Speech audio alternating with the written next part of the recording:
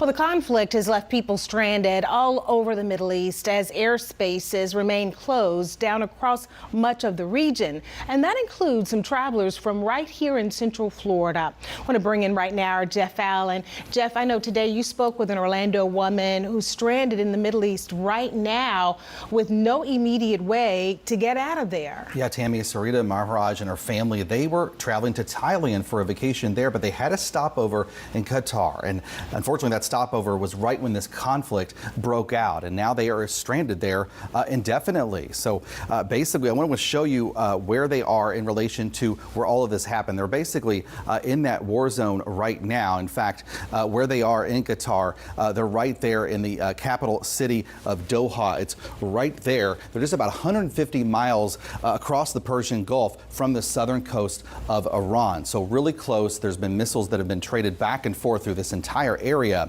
Today I talked with her about what it's like to be where all this is happening.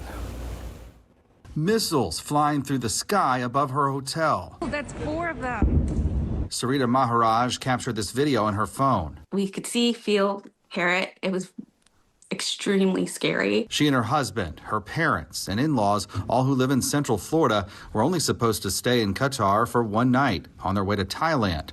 Now, more than 4 days later, they're still sheltering in place. We actually could see the missile interceptions happening from our hotel. We could actually feel it from our hotel room, the windows vibrating. We would wake up throughout the night with the loud explosions. She says luckily Qatar now seems to be intercepting incoming missiles further out, but they can still hear and see those in the distance. We get very minimal sleep because you do wake up sometimes and you hear the explosions, and any noise you hear, you think it's something close by, or you don't know what's going to happen next. In the meantime, it's hurry up and wait. We spend most of our day doing a lot of logistics work. So logistics of calling the airlines, we spend a couple hours on the calling the airlines.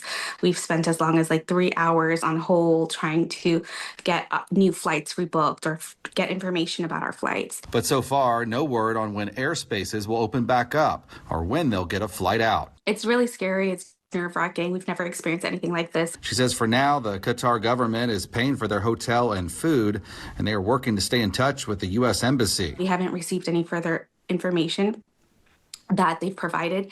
At this time, there is no evacuation plan for U.S. citizens out of Doha or Qatar. But the key here is they are in touch with U.S. officials. In fact, Sarita and her family actually registered with the U.S. State Department's STEP program just about a week before they left for their trip to Thailand. Now, the program is designed as a safety net, basically, for U.S. citizens traveling abroad, so the U.S. knows where they are and they can potentially help them out if needed. But right now, she says they haven't gotten any further instructions from U.S. officials except to shelter in place. They were somehow able to leave Qatar. If they are able to do that, they are told that they would be on their own if it's not part of a U.S. evacuation out of there. Tammy. Wow. So if in fact they are able to eventually find a flight, is there any idea where they would be heading from where they are right now? Well, at this point, Sarita tells me if they can just get out of the Middle East, out of that conflict zone, they will be happy. They've realized that they may just have to lose that trip to Thailand. They just want to be safe and sound out of there, and preferably back here in Central Florida, safe and sound once again. Of course, we're hoping for the best for them. Jeff, thank you so much for that reporting. Thanks for watching our YouTube channel. For more stories in your community, click the subscribe button here. You can also download the Spectrum News app or watch us on TV for the latest information, balanced coverage, weather updates every 10 minutes, and more. We'll see you then.